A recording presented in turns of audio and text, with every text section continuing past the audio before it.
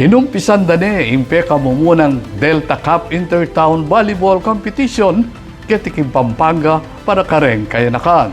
Ayon report. Formal nang inumpisa ng peka mumunan Delta Cup Intertown Volleyball Competition para karangkayan nakang volleyball players ketikeng Brenzy Giao Convention Center.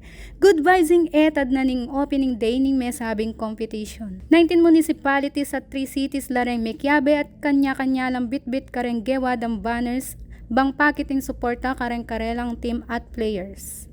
Mipal tutuya ining mesabing liga keng suporta na ning provincial government ning Pampanga, Youth Local Development Office at ning Sangguniang Kabataang Federation. Ako po'y Francel Maniago para keng News Force Pampanga, Balitang Tutu, keng Balen, Susuyo.